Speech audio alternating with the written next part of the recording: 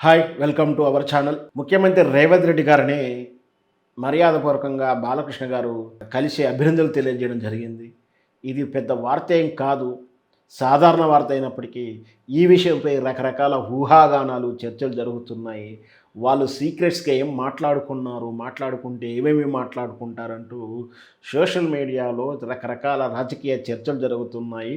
వాస్తవానికి ఎందుకు ఈ పరిస్థితి ఉందంటే రేవంత్ రెడ్డికిను చంద్రబాబు నాయుడుకి సత్సంబంధాలు ఈరోజు కూడా ఉన్నాయి.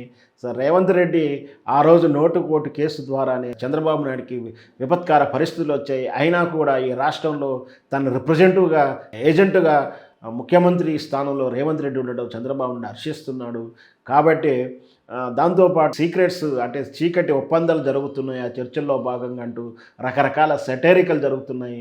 దాంట్లో ఒక సెటైరికల్ ఏంటంటే ఫస్ట్ ఆఫ్ ఆల్ బాలకృష్ణ గారు వెళ్ళిన తర్వాత ఒక సెటైరికల్ చెప్తున్నారు ఏంటంటే, నా మీద ఉన్నటువంటి 2010 ఆ ప్రాంతంలో జరిగినటువంటి కాల్పుల కేసు తాలూకు ఫైళ్ళను మాయం చేయమని నేను రిక్వెస్ట్ చేస్తుండొచ్చు.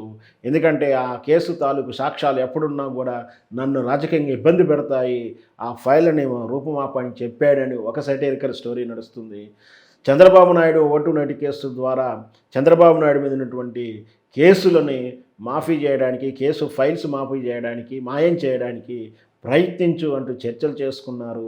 ఇంకొకటి రేవంత్ రెడ్డి నీ కేసు తాలూకు నోటు ఓటు కేసే కాదు, బాబు గారి పాత కేసులన్నిటి కూడా దాని తాలూకు డేటా అంతా కూడా కేసీఆర్ సేకరించి పెట్టాడు.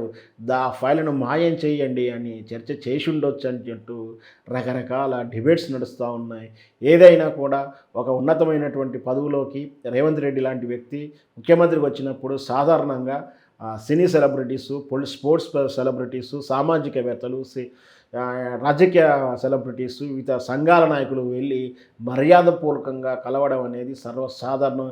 అలా వ్యక్తిగతంగా ఉన్నట్టు అభిమానం, వ్యక్తిగతంగా ఉన్నట్టు పరిచయం వల్లనే కలిశాడని చెప్పొచ్చు. కానీ ఇట్లాంటి రాజకీయ చర్చలు కేవలం డిబేట్ చేసుకోవడానికో, సోషల్ మీడియాలో ఒకరినొకరు టార్గెట్ చేసి ట్రోలింగ్ చేసుకోవడానికే పనికొస్తుంది. కానీ వాస్తవాలు అక్కడ కలిసినప్పుడు అధికారికంగా అభినందనలు తెలియజేయడం, విష్ చేయడమే ఉంటుంది. అంతకు మించి ఏముండదు అనేది నా వ్యక్తిగత అభిప్రాయం.